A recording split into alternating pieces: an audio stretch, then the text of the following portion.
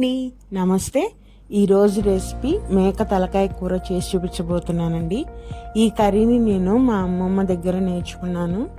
నేను చెప్పే విధంగా నేను చెప్పే మసాలాతో కనుక చేసుకుంటే కర్రీ చాలా సూపర్ టేస్టీగా వస్తుందండి.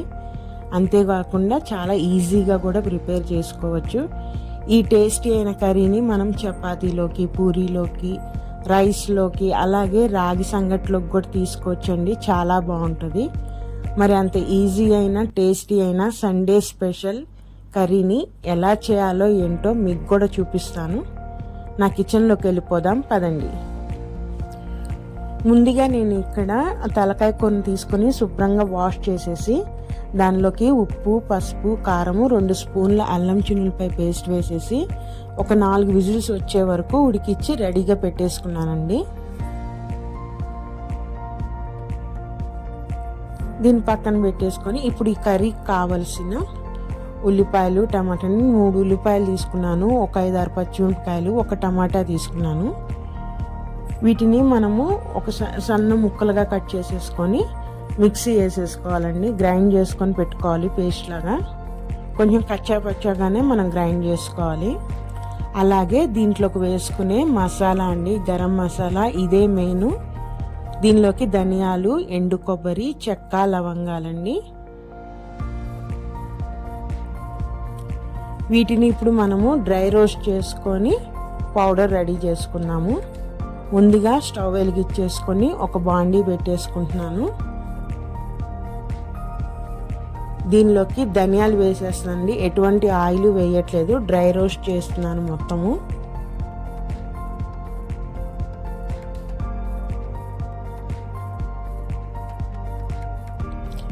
ఈ ధనియాలని మనము మీడియం ఫ్లేమ్లో పెట్టుకొని మాడిపోకుండా దోరగా వేయించుకోవాలండి. ఎప్పుడైతే ధనియాలు కొంచెం చిటపట అంటూ కొంచెం మంచి స్మెల్ వస్తుందో ఆ స్టేజ్ రాగానే మనము మిగిలిన లవంగాలు, చెక్క కూడా వేసి వేయించుకోవాలి.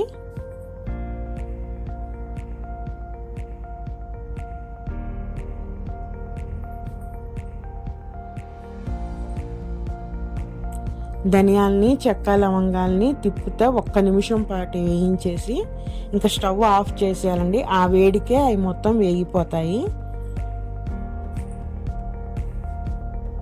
వాటిని చల్లారనిచ్చేసి ఎండు కొబ్బరిని కూడా ముక్కలుగా కట్ చేసుకొని మనం గ్రైండ్ చేసి పెట్టేసుకోవాలండి పౌడర్ లాగా.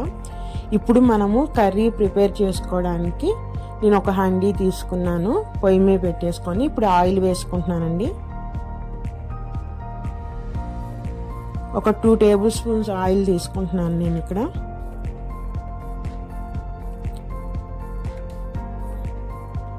ఆయిల్ కొంచెం హీట్ ఎక్కగానే దానిలోకి 2 యాలకులు, అలానే 1 స్పూన్ షాహీ జీరా వేసుకున్నానండి. అవి కొంచెం ఆయిల్లో ఫ్రై అవ్వాలి. అవి కొంచెం ఫ్రై అవ్వగానే మనం ఇందాక గ్రైండ్ చేసుకున్న ఉల్లిపాయ టమాటా పేస్ట్ ఉంది కదా, ఆ పేస్ట్ మొత్తం ఆయిల్లో వేసేసి పచ్చి వాసన పోయే వరకు మనం ఫ్రై చేసుకోవాలండి.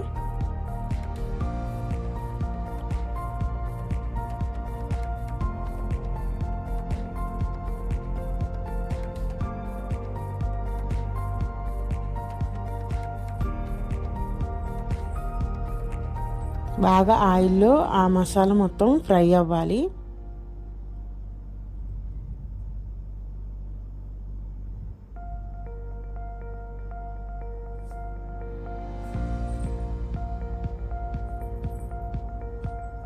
ఒక 5 మినిట్స్ వేగిన తర్వాత ఇప్పుడు దానిలోకి నేను ఒక 2 టేబుల్ స్పూన్లు అల్లం చిన్నులపై పేస్ట్ వేస్తున్నానండి. ఈ పేస్ట్ కూడా ఆయిల్లో ఫ్రై అవ్వాలి.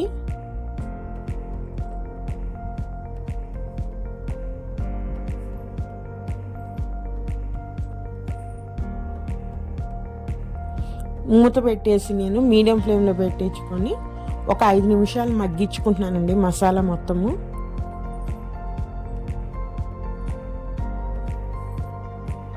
ఫైవ్ మినిట్స్ అయిపోయిన తర్వాత చూస్తున్నాను, కొంచెం ఆయిల్ కూడా బయటకు వచ్చి మసాలా అంతా వేగిపోయింది కదా. ఒకసారి మొత్తం కలిపేసుకుంటున్నాను.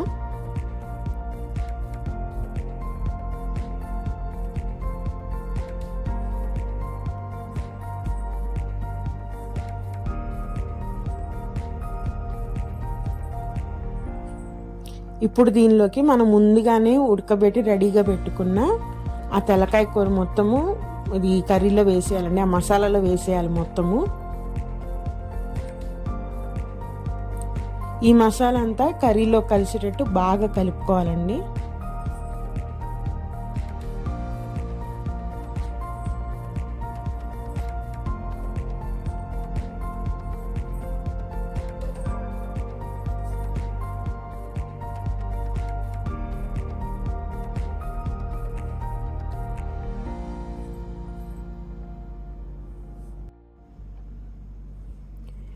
ఇప్పుడు మనం కర్రీకి సరిపోయేటట్టు నేను ఒక స్పూన్ పసుపు వేసుకుంటున్నాను.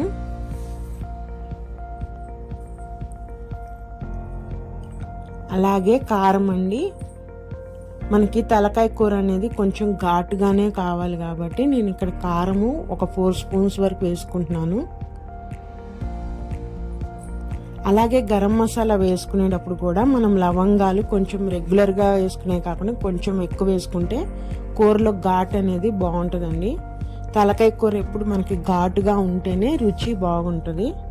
అలానే కర్రీకి సరిపడా ఉప్పు,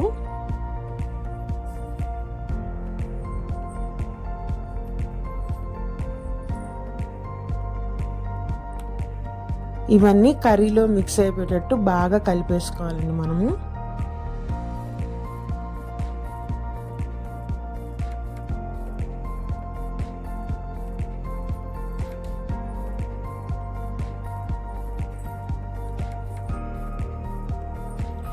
ఇప్పుడు మూత పెట్టేసుకొని ఆ కారం ఉప్పు అంతా కర్రీ పట్టించడం మనం ఒక 10 నిమిషాలు మగ్గించుకోవాలి. 10 మినిట్స్ అయిందండి, మూత తీసి చూద్దాము. కర్రీ బాగా ఉడుకుతుంది కదండి, ఆయిల్ కూడా పైకి వచ్చేసింది. మనం ఇప్పుడు కర్రీని ఒకసారి బాగా కలిపేసేసుకోవాలి.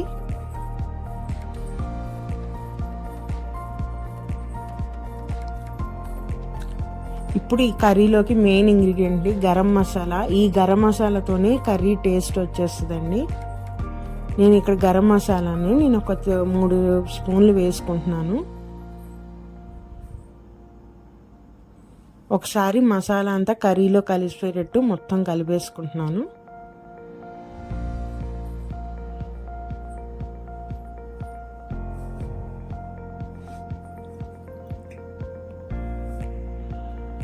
మన గ్రేవీ కన్సిస్టెన్సీ ఇక్కడే చూసుకోవాలండి. ఇది కర్రీ మనము సూపుగా తీసుకుంటాం కాబట్టి కొంచెం వాటర్ పోసుకుంటున్నానండి. నాకు కొంచెం థిక్గా అనిపిస్తుంది గ్రేవీ.